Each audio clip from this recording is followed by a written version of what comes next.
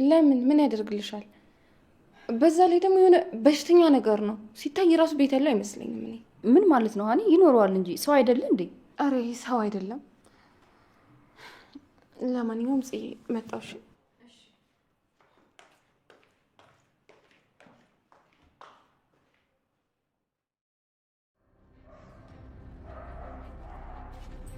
ጊዜ ካለሻሽ እኮ ነገር ላናግርሽ ነበር።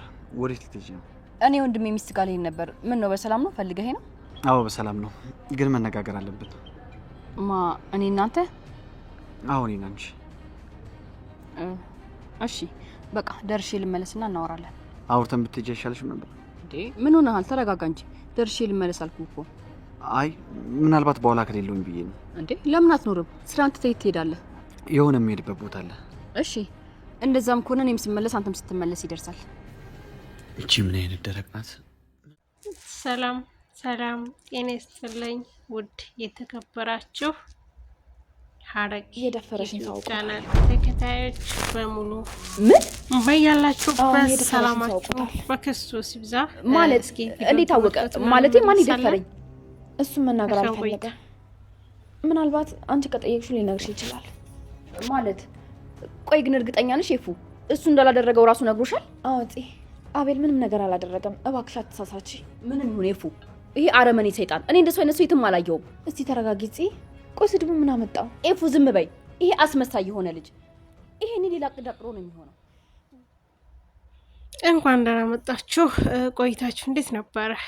ደስ እንደሚላችሁ ተስፋ አደርጋለሁኝ። ውድ የቻናሌ ቤተሰቦች በያላችሁበት ሰላማችሁ ብዝት ይበልልኝ። በዳጣ ዩቲዩብ ቻናል ላይ የምትከታተሉት ተወዳጁና በጣም ደግሞ ጉረኛው ማለት ነው ዝና በሐረግ ቻናል ላይ መጥቷል ማለት ነው።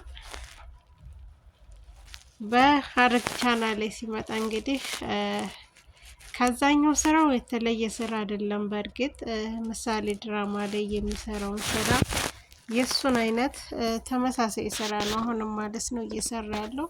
ከተንኮል አልወጣም ማለት ነው። እንግዲህ ዝና ደስ የሚለው እንግዲህ ያንን ባህሪውን ይዞ ነው ዝጋም የመጣው ማለት ነው። እዛ ጋም ያለው ህገወጥ ስራን እየሰራ የነበረ ማለት ነው። በዚህኛው ግን ሲመጣም ከሱ የተሻለ አይደለም። አሁንም ሰውን እያገቱ ህገወጥ ስራዎችን ይሰራል ማለት ነው። እንግዲህ ሁሉንም ነገር ትንሽ በትንሹ እየሄደች ነው ማለት ነው። ቀስ በቀስ ሁሉንም ነገር እያጣራች ነው። ምክንያቱም አቤል ሁሉንም ነገር መናገሩ ለሱ አንድ ቅለቱን አቅሏል ማለት ነው። ምክንያቱም በጣም እንቅልፍ የነሳው ምክንያት እንዴት ሳትደፈር ተደፈርኩ ትላለች፣ ለምን ትዋሻለች የሚለው ሀሳብ ነበረ። እስኪ ነፍሰ ጡር ከሆነች ታስወርዳለች፣ ነፍሰ ጡር ካልሆነች ደግሞ ጉዶ ይለያልና መድኃኒት እንስጣ ብለው መድኃኒት የሰጡትን ምግብ ለሱ የቀረበላት ምግብ ጸሎት እያደረገች ነው እንግዲህ ሎሊት መጥታ እየወሰደችባት ማለት ነው። አንቺ ጸሎት እስከምታደርሽ ሌላ ይሰራና ይደርስልሻል በማለት እሷ በጸሎቱ አድናለች ማለት ነው። ምግቡን የበላችሁ ግን ወይዘሮ ሉሊት ናት።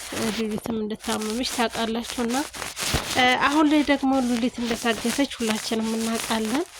ስትታገት ግን ከጽና ከገነት ውጭ ነው ያለችው። በእውነት እንግዲህ ቤት ውስጥ የሚጠሏት እነማን ናቸው ቢባል ገነትንና ሉሊት በጣም ነው የሚጣሉት፣ በጣም ይጣላላሉ።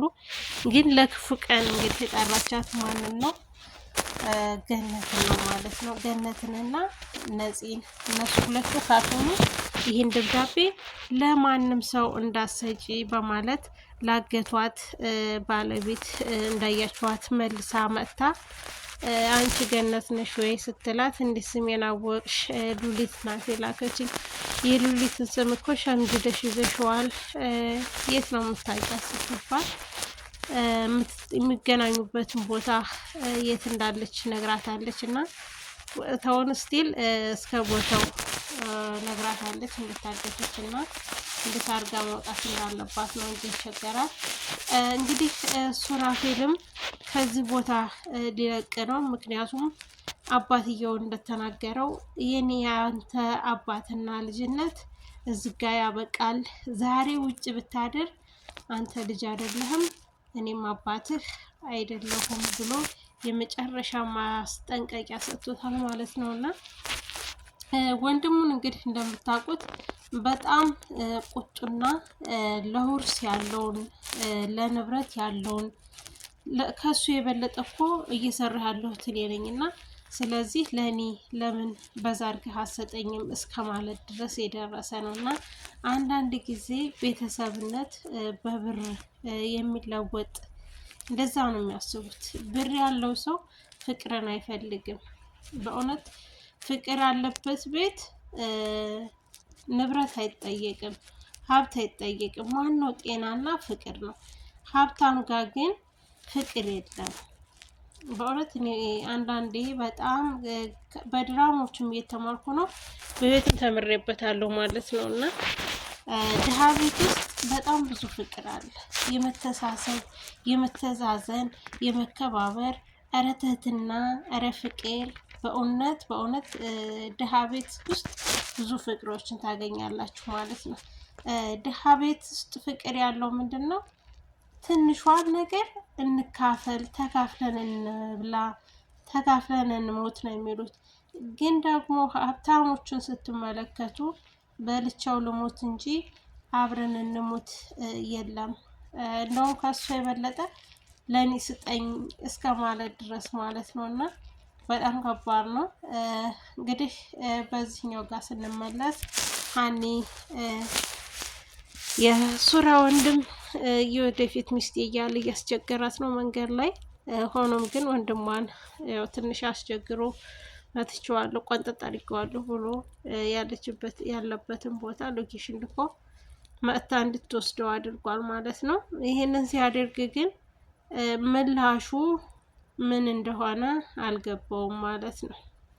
ምላሹን እጥፍ አድርጎ ይመልስለታል። ደግሞ ይችኛዋ ልጅ ደግሞ ሰራተኛዋ አሁንም ትወደዋለች ማለት ነው ቃልን። ቃል ግን ደግሞ ከፂጋ ያለውን ግንኙነት ለማጥበቅ ይፈልጋል። ለምን እኔ የልጅሽ አባት ሆኜ የውሸት አንጋባም? ልጅሽን ያላባት ዲቃላ ረገዘች ከምትባይ እኔና አንቺ እንጋባና የውሸት ጋብቻ እንጋባና በቃ በዛ አንቺ አፋቸውን እናስዛለን፣ ይህን ሄዲ ተብሎ ልጁ ያድጋል ብሏል ማለት ነው። ለቸገረው ሰው ጥሩ ሀሳብ ነው። ነገር ግን ደግሞ የልጁ አባት ሱራ ማለት ነው ከጫካ ወጥቶ ምን ብሎ ደንግጧል ማለት ነው። እና ሲደነግጥ ራሱ እነሱም ደንግጠዋል። ምክንያቱም እንዴት እንደዚህ ይላል? አንዴ አለባበሱ እንደ ንጉስ ልጅ ይለብሳል፣ አንዳንዴ ደግሞ እንደ ዘበኛ አድርጎ ሲለብስ በጣም ይደነግጣሉ ማለት ነው። እና በቤተሰቦቹ ዙሪያ ደግሞ እንደዚህ አለባበስ በፍጹም አይፈቀድም ማለት ነው። ለምን? ጽድት ያለ ቤተሰብ ስላለው ጽድት ያለ ልብስ ነው የሚለብሰው። አበላሉ፣ ስርዓቱ፣ ሁሉም ነገር እንደ ዘበኛ ማስመሰል ስላለበት እንጂ ዘበኛ መሆን ፈልጎ አይደለም። ሁሉንም ነገር ደግሞ ለአቤል ነግሮታል። አቤል ደግሞ የአክስቱ ልጅ ነው ማለት ነው። አክስቱ ናት ማለት ነው የሱራ እናት። የሱራፌል እናት እንግዲህ አክስቱ ስትሆን ሁሉንም ነገር ግልጽ አድርጎ ለእናቱ አስረድቷል። ደፈርኳትኝ ሲል አንተ ልጅ አይደለህም እንዴት ሴት ልጅን ትደፍራለህ ብላ በጣም እስከ መደብደብ ድረስ አደርሰዋለች ማለት ነው። እንግዲህ እህቷ ሉሊት ስለታገተችባት ፎቶዋን ፕሪንት አድርጋ ለመለጠፍ መጥተዋል ማለት ነው። ፎቶዋን ፖስተው ሊያፈላልጉ ነበረ። ነገር ግን ደግሞ ገኒ አይቻልም፣ አይሆንም፣ አንለጥፍም፣ ትንሽን ጠብቅ ብላታለች። ትንሽን ጠብቅ ያለችበት ምክንያት ደግሞ ጫፍ ስለደረሰችበት ስላገኘች ነው። እና ቆይ እናንተ እንድትገኝ ትፈልጋላችሁ ወይስ እንዳትገኝ ነው? አላማችሁ ምንድን ነው በማለት በጣም ተናዳለች ማለት ነው። እና የሱራ ወንድም እንግዲህ እዛቸው እንደቀጠለ ነው። የሚዝትበት ምክንያት ደግሞ ምንድን ነው? እኔ ከመቶ 1% አድርጌ 1% ጨምሬ እህትህን የኔ ነው ማደርጋት፣ እህትህን አገባታለሁ እያለ እያስፈራራው ነው ማለት ነው። እሷም ትሳደባለች። እሱም በሰደባ ቁጥር ወድሽ ሳይሆን በግድሽ አገባሻለሁ ይላል። አንዳንዴ ሀብታሞች ፍቅርን በገንዘብ የሚገዙ ይመስላችኋል። ሁሉም ነገር ገንዘብ ስላላቸው ሴቶቹንም በጉልበት የሚወስዱ ይመስላችኋል። እና በጣም ችግር ነው።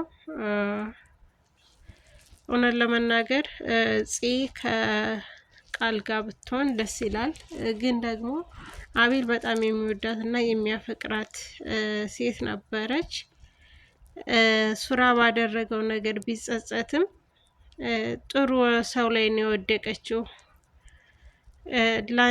እንደውም ከኔ እሱ ይገባሻል፣ እኔ ላንቺ አልመጥንሽም፣ ጥሩ ሰው ላይ ነው የወደቅሽው ተመስገን ብሎ ሲል በጣም አሳዝኖኛል ማለት ነው። ምክንያቱም ለእሷ ለልጁ አባት ጥሩ ህይወት እንደሚገጥማት ነው እንትን ያለችው የተመኘላት ማለት ነው። አቤል ይሄ ነገር ባይፈጠር ከአቤል ጋር ብትሆን ሁላችንም ምኞታችን ነበረ፣ ደስ ይል ነበረ። ነገር ግን ደግሞ እንግዲህ ልጁ ተፈጥሯል። ልጁ የተፈጠረው ደግሞ አሁንም ከእነ ናታን ጥላቶች ናቸው። የናታን የአባቱ ጥላቶች ናቸው። እሱ ያረገዘችበት ቤት ማለት ነው። እሱ ያረገዘችበት ቤተሰቦቹ የናታንን ውድቀት የሚፈልጉ የአቶ ሰለሞንን ውድቀት የሚፈልጉ ናቸው። ምክንያቱም በዛ በሚሰሩበት በድርጅታቸው ምክንያት ብዙ ጸብ እንደነበራቸው ነው ያሳዩት ማለት ነው። ውድ የቻናሌ ቤተሰቦች ቪዲዮን ላይክ እና ሰብስክራይብ እያደረጋችሁ ስለምታበረታቱኝ በእውነቱ ከልብ አመሰግናለሁ። ያላችሁበት ሰላማችሁ ብዝት ይበልልኝ። ቪዲዮን ላይክ እና ሰብስክራይብ አድርጉ። ሰብስክራይብ ያደረጋችሁ ደግሞ የደውል ምልክቱን ንኩ። ልክ ቪዲዮ እንደተለቀቀ ይደርስላችኋል ማለት ነው። ውድ የቻናሌ ቤተሰቦች በሌላ ቪዲዮ እስከምንገናኝ ሰላማችሁ ይብዛልኝ።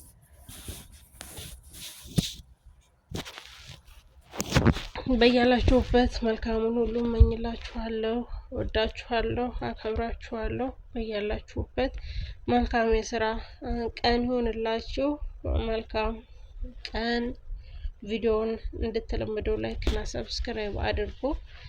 በሱራፌል እና በሱራ ወንድም ላይ እና በቃልዬ ላይ ምን እንደሚፈጠር በቀጣይ ቪዲዮ ሰራላችኋለሁ ማለት ነው።